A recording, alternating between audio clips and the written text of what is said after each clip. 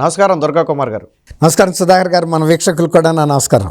తాజాగా వైసీపీలో మరొక చిచ్చు అయితే రేగినట్టుగా లేస్తుంది. ఇటీవల చంద్రబాబు గారిని ప్రశాంత్ కిషోర్, స్ట్రాటజిస్ట్ ఎవరైతే ఉన్నాడో ప్రశాంత్ కిషోర్ కలిసినట్టుగా వార్తలు వచ్చాయి.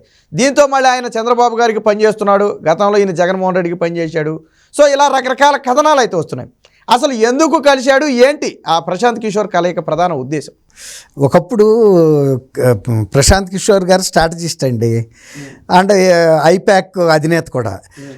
ఒకప్పుడు ఆయన కేవలం సర్వేలకి వ్యూహాలకే పరిమితం. ఆ తర్వాత అనేక కేంద్ర ప్రభుత్వం మోడీ గారి దగ్గర నుంచి, తర్వాత కర్ణాటక ప్రభుత్వానికి కానీ, తమిళనాడు ప్రభుత్వానికి కానీ, ఢిల్లీ ప్రభుత్వానికి కానీ, ఇప్పుడున్న ప్రభుత్వానికి, తర్వాత బెంగాల్ మమతా బెనర్జీ గారికి కానీ, జగన్మోహన్ రెడ్డి గారికి 2019లో చేశారు. అట్లా అనేక గవర్నమెంట్లకి చేశారు వాళ్ళు. అప్పుడు దాని మూలాన ఏంటంటే ఐపాక్ అంటే ప్రశాంత్ కిషోర్ అంటే ఐపాక్ అనే ఒక సమాంతరమైన పేరు వచ్చింది దానికి.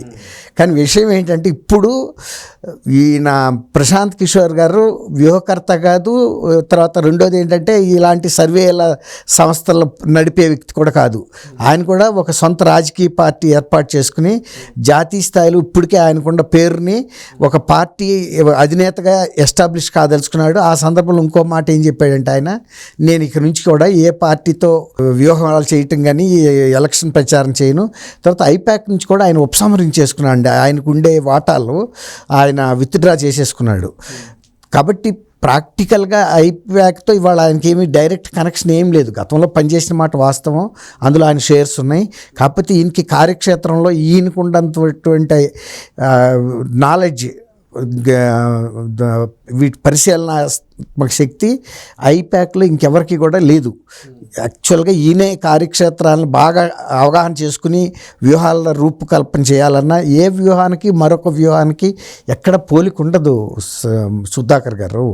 ఏ స్టేట్కి వెళ్ళినప్పుడు అక్కడ ఉండే ప్రత్యేకమైన పరిస్థితులు, ఇప్పుడు ఢిల్లీ ఉంది, ఢిల్లీ స్టేట్ యొక్క పరిస్థితి వేరు, కర్ణాటకలో ఉండేది వేరు, ఆంధ్రాలో ఉండేది వేరు, బెంగాల్లో ఉండే పరిస్థితి వేరు, ఢిల్లీ మొత్తం నేషనల్ వైడ్గా ఉండే పరిస్థితులు, తమిళనాడు పరిస్థితి. అట్లా ఎక్కడికి వెళ్ళినప్పుడు ఆయన స్థానిక అంశాలని, బలాబలాలని, బలహీనతల్ని, ఆ పార్టీకి ఉన్న ప్రాముఖ్యాన్ని, దాని చరిత్రని, దానికి ఉన్న బలం ఎక్కడ ఉంది, బలం లేదు, ఇవన్నీ కూడా చాలా సూక్ష్మంగా అబ్జర్వ్ చేస్తారు, పరిశీలన చేసి అప్పుడు వాళ్ళు ఒక వ్యూహానికి వస్తారు. ఇప్పుడు గెలవాలి అంటే ఇమ్మీడియట్ ఎలక్షన్స్లో వీళ్ళు తీసుకునేది కూడా ఎప్పుడంటే ఒక 5-6 నెలల ముందు తీసుకుంటారు ఈ ప్రాజెక్ట్స్, లేకపోతే ఒక 8 నెలల ముందు తీసుకుని మొత్తం స్టడీ చేసి ఒక క్యాప్సూల్ రూపంలో ఇస్తారు, ఇదిగో ఈ వ్యూహం ప్రకారం మీరు వెళ్ళాలి అని. అప్పుడు ఎలక్షన్లు అయ్యే వరకు కూడా వీళ్ళ ముఖ్యమైన పరిశీలకులు అక్కడ ఆ రాష్ట్రాల్లో అక్కడే బస చేసి ఉంటారు. ఎప్పటికప్పుడు ఏమైనా అనుమానాలు వచ్చినా కూడా ఈయనతో పీకేతో షేర్ చేసుకుంటారు, ఆయన వ్యూహాలు ఇస్తూ ఉంటాడు. కాబట్టి ఇప్పుడు ఆయన చంద్రబాబు నాయుడు గారిని కలిసింది ఇలాంటి వ్యూహాలకు సంబంధించి అయితే అనుకోవటానికి వీలు లేదు. ఆయన జాతీయ స్థాయిలో ఒక వ్యూహం ఏర్పాటు చేస్తున్నాడు. మిగిలిన పార్టీలతో కూడా ఒక కూటమిని పటిష్టంగా ఏర్పాటు చేసి వీళ్ళ కూటమిలో ఉన్న సభ్యులు ఆ ప్రాంతాల్లో, ఆ రాష్ట్రాల్లో గెలవటానికి కావాల్సిన మినిమం అడ్వైజెస్ ఇస్తాడు అంతే తప్ప ఇది మొత్తంగా గతంలో లాగా కలిసే పరిస్థితి కాదు. ఆల్రెడీ రబీన్ శర్మ అని ఈయన శిష్యుడు ఇక్కడ పనిచేస్తున్నాడు చంద్రబాబు గారితో హ్యాండ్ ఇన్ హ్యాండ్. ఇప్పుడు తను జాతీయ స్థాయిలో ఏర్పాట్లు చేసుకుంటా కలుస్తా వెళ్తున్నాడు అందరినీ. అదే భాగంగా ఇప్పుడు చంద్రబాబు నాయుడు గారు కూడా జాతీయ స్థాయిలో ఒక ముఖ్యమైన పార్టీ, ముఖ్యమైన వ్యక్తి కాబట్టి ఆయన సూచనలు, సలహాల కోసం, అలాగే వాళ్ళ వ్యూహాల గురించి చెప్తూ ఎలా మనం భవిష్యత్తులో ముందుకెళ్ళాలి, జాతీయ స్థాయి ప్రభుత్వ ఏర్పాటు విషయంలో తిరుగుతున్నాడు. అంతేగాని ఆంధ్రప్రదేశ్, తెలంగాణ ఎలక్షన్లు ఇవాళ పీకేకి ఏం పెద్ద ముఖ్యమైన విషయాలు కాదు. ఇక వాళ్ళకి ఎవరికన్నా ఇద్దరికి ఫ్రాంక్గా చెప్పేశాడు కదండి. ఇక్కడ తెలంగాణలో చెప్పాడు, అక్కడ జగన్మోహన్ రెడ్డి గారికి కూడా చెప్పాడు. ఇప్పుడు ఐపాక్ ఏం చెబుతుందంటే, మేము గతంలో 2019లో జగన్మోహన్ రెడ్డి గారికి పనిచేసాం, ఇప్పుడు కూడా చేస్తున్నామని చెబుతున్నారు. ఆ మాట కూడా వాస్తవమే. అయితే అందులో కీలకమైన వ్యక్తి వాళ్ళు అక్కడ లేడు. ఐపాక్లో ఎవరైతే కీలకంగా ఉన్నాడో, ఏ వ్యక్తి అయితే అంతా అవగాహన ఉన్నాడో ఆ వ్యక్తి బయటే ఉన్నాడు. ఆయన తనకు తను పని చేసుకుంటున్నాడు. లేదు మీలాంటి ఎవరికైనా మిత్రులు కావాలంటే ఏదైనా చిన్న చిన్న సలహాలు చెప్తాడు. గతంలో ఉండంత నాలెడ్జ్ పర్సన్స్ ఇప్పుడు ఐపాక్లో కూడా లేరండి.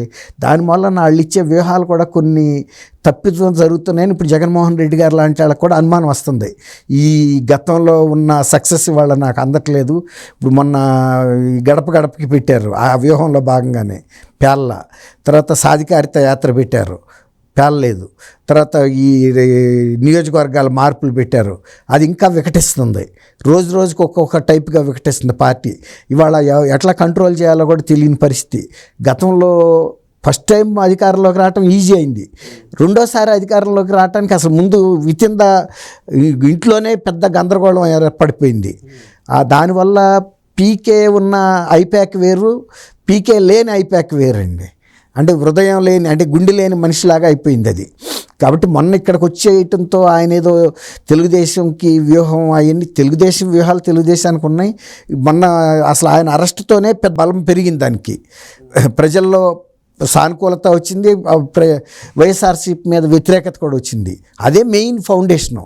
ఇక దాన్ని ఎలా కొనసాగించుకోవాలనేది ఒకటి. రెండోది జాతీయ స్థాయిలో కూడా చంద్రబాబు నాయుడు గారికి రాబోయే రోజుల్లో కొన్ని బాధ్యతలు అప్పచెప్పాలనే ఉద్దేశం మీద కూడా ఇక్కడ కలిశాడని చెప్తున్నారు.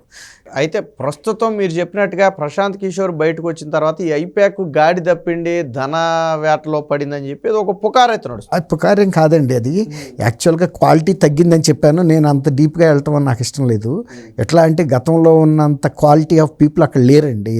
ఏదో ఫీల్డ్ ఎక్స్పీరియన్స్ లేకుండా కూడా చెప్తారు చూస్తారా, తాసుపాము బదులు జరిపోతున్న ఆడిచ్చినట్టు ఉంటుందని. సేమ్ అదే పరిస్థితి. ఇప్పుడు అక్కడ ఉన్న వ్యక్తులు కూడా ఈ లోకల్ లీడర్స్ మ్యానిపులేషన్లో పడుతున్నారనేది కూడా ఐపాక్లో ఉన్న దాని మీద ఉన్న విమర్శ. కొంతమంది వీళ్ళని ఇన్ఫ్లుయెన్స్ చేస్తున్నారని. గతంలో ఇతనున్నప్పుడు పీకే గారు వాళ్ళ క్యాండిడేట్స్ ఎక్కడుండేవాళ్ళు, ఎట్లా పనిచేసేవాళ్ళు ఎవడో తెలియదు. ఇప్పుడు అది ఎంత ఎక్స్పోజర్ అయిపోయింది, విప్పేసినట్టు. సో ఈ పర్సన్ ఈ నియోజకవర్గాలకు చేస్తున్నాడు, ఇతని దీనికి చేస్తున్నాడు. ఆ స్థానిక నాయకులు వెళ్ళి ఎవరికి తగ్గ విధంగా అట్లా ఇన్ఫ్లుయెన్స్ చేసుకోవడానికి ప్రయత్నిస్తున్నారు. ఆ రూపంలో వాళ్ళకి ఏవో కస్తి గిఫ్ట్లు, ముడుపులు అట్లా ఇస్తున్నారనేది విమర్శ వచ్చింది. అందువల్లే కరెక్ట్ రిజల్ట్ రావట్లేదని జగన్మోహన్ రెడ్డి గారు కూడా ఫీల్ అవుతున్నది. ఏంటంటే గతంలో ఇచ్చినంత క్వాలిటీ వ్యూహాలు మనకు అందట్లేదు. ఈ అడ్వైజెస్ అన్ని అయ్యైతే మనమే చేసుకోగలుగుతాం కదా, ఈ ఐపాక్ ఇచ్చేది ఏంటని. అంటే అవగాహన లేకుండా ఉన్న వ్యక్తులు అక్కడ ఉన్నారు. ఇప్పుడు అది పాయింట్. కార్యక్షేత్రంలో ఉన్నటువంటి పరిస్థితిని అవగాహన చేసుకుని దానికి తగ్గ వ్యూహం వేయగలిగిన వ్యక్తులు వాళ్ళు లేరు. అది అక్కడ లోపం. ఆ లోపం కొట్టొచ్చినట్టు కనపడుతుంది. దాన్ని అర్థం చేసుకుని ఎప్పుడు రాజకీయ నాయకులు చాలా హుషారుంటారండి. వాళ్ళ పనులు అవ్వాలంటే ఎవరిని ఎక్కడ పట్టుకుంటే అవ్వాలనేది తెలుసుకుంటారు. అట్లా ఇవాళ ఐపాక్ కూడా వాళ్ళకి అందుబాటులోకి వచ్చేసింది.